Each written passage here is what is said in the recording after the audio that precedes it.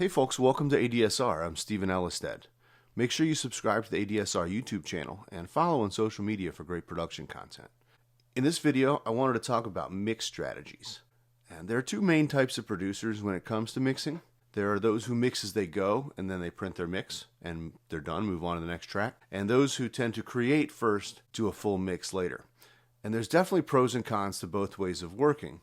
And a lot of it comes down to what style and what genre you're working in. Electronic-based music, and to some extent hip-hop, especially the beat production stage of it, tends to do a lot of sound and mix shaping as you go. Whereas live recorded music just really focuses on capturing the performances and the parts and then worrying about the mix at a later time. And even if you only work in, say, electronic, there's a lot to learn from doing a separate mix session. And the same thing goes with, as a live engineer, I'm a big proponent of spending some time to dial in those tones with mic placement, maybe inboard processing, inboard EQ, or inbound compression on, say, a bass or a drum, because the closer you get to that sound that you're hearing in your head, the easier it is to put it all together later. And so there's a lot to learn from each way of working. For particular, electronic artists will spend just so much time diving into a kick or the sound of that bass.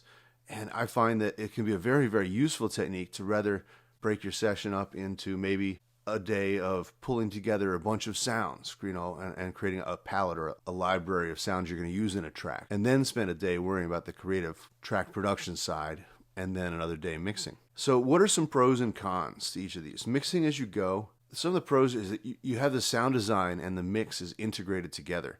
And that really helps you kind of dive into the essence of your creative ideas and move forward with them. And shaping those sounds as you go kind of helps actually inform your creative decision making, because you are, vibing off of the sound of that kick, or it's really suggesting another sound or another approach to working on the bass or something like that. The other big advantage is that once you're done creating, you can print it and you're done with the track. But there's some cons to this as well. You can get caught up in sounds, and it can kind of really lock down your workflow or your creativity. And everyone's run into that.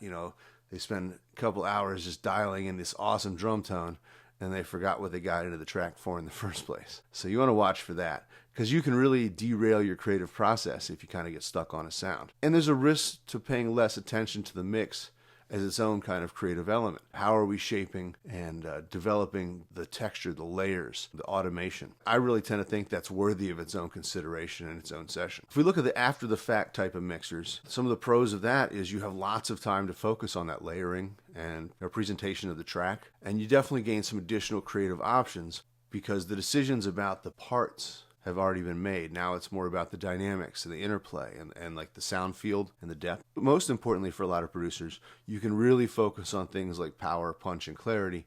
Again, you're not encumbered by creative decisions from a compositional standpoint. But there's some cons to after-the-fact style mixing.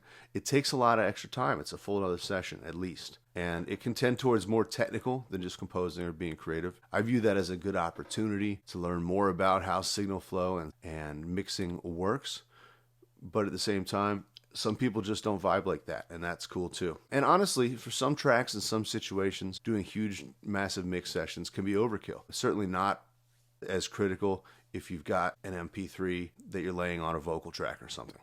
But if you're mixing, 32, 64, 100 tracks, it can be really worth separating that out into its own session, prepping up, dedicated wave stem files, etc. I tend to work towards what I call a hybrid style. And depending on the type of music I'm working on, the client is looking for, sometimes it's very much towards the mix as I go. Sometimes it's really more after the fact.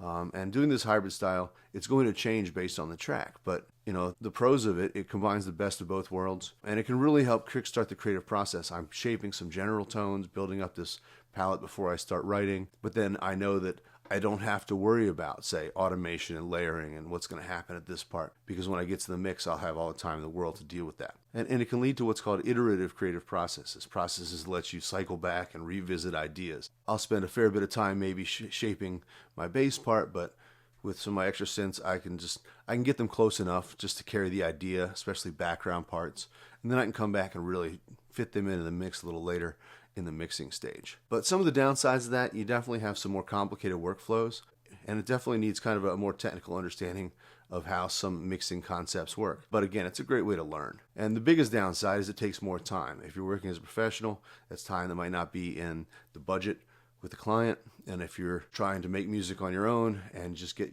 your career started as an artist or as a producer, you don't necessarily have a ton of extra time after a long day of work or what have you. But regardless, I think taking a definite attempt at mixing in each of these ways, trying a set where you literally do it exactly as you go. When you're done writing, you print it and you're done. And also try one where you do absolutely no mixing and you just get your ideas down, and then set up a different session on a different day and come back. I really encourage you to experiment with some hybrid workflows. There's a lot to be learned. Mixing is a really creative, technical kind of process, and how you go about it in a compositional thing is very much a personal decision. But I just hope you can experiment with some different ideas and maybe come up with some new ways of working to kickstart some even better ideas and mixes for your tracks. Hopefully that's some good info for you, and we'll see you next time. I'm Stephen Ellestad with ADSR. Make sure you subscribe to the ADSR YouTube channel. Have a great day.